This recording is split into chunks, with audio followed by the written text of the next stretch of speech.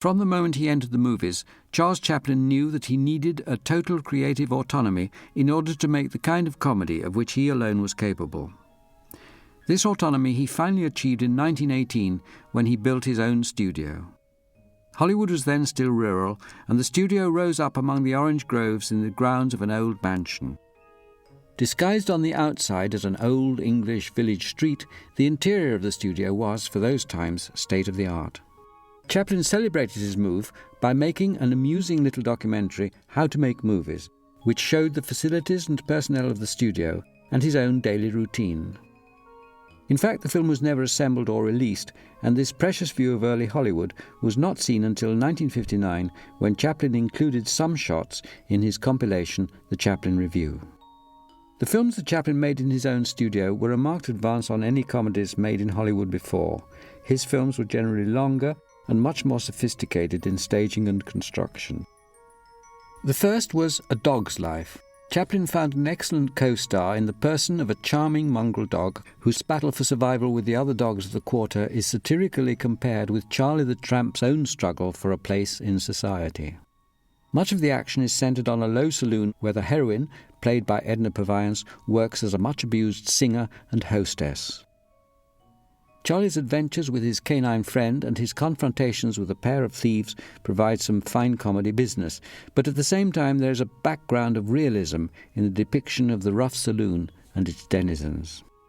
In A Dog's Life, Chaplin is joined for the first time by his brother Sidney, who had shared his early struggles and helped him make his way on the variety theatres. An excellent comedian in his own right, Sidney plays the proprietor of the coffee stall which is victim to the pilfering of Charlie and his dog.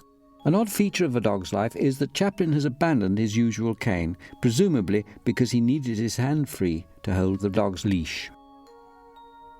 The First World War was already raging when Chaplin opened his studio, and A Dog's Life was finished in a hurry so that Chaplin could do his war effort by embarking on a tour to sell Liberty bonds, persuading the public to buy investments that supported the war effort.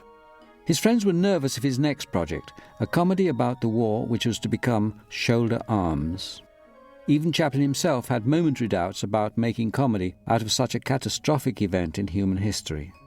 But with this film he proved definitively that there is only the thinnest division between comedy and tragedy. With great brilliance, Chaplin depicts the horrors of life at the front: mud, blood, hunger, vermin, longing for home, the waterlogged trenches, and the ever-imminent danger of a lethal bullet or grenade. All is seen through the distorting mirror of comedy. Few directors exerted such discipline upon themselves. His original plan was to show the little hero's home life before the war. In the end, though, he simplified the structure, discarding reels of wonderful comic material he had shot. Despite all the initial fears, Shoulder Arms was and remains one of his greatest successes. No one appreciated his comedy of the privations of life at the front more than the very men who had themselves endured it. The third film in this collection is The Pilgrim. Made in 1922, this was Chaplin's last film of less than normal feature length, and the last also in which his leading lady was the charming Edna Purviance. The film is a gentle satire on small-town life and religion. Chaplin plays an escaped convict who steals the clothes of a bathing clergyman and by chance lands in the township of Dead Man's Gulch, where they are just awaiting the arrival of their new pastor.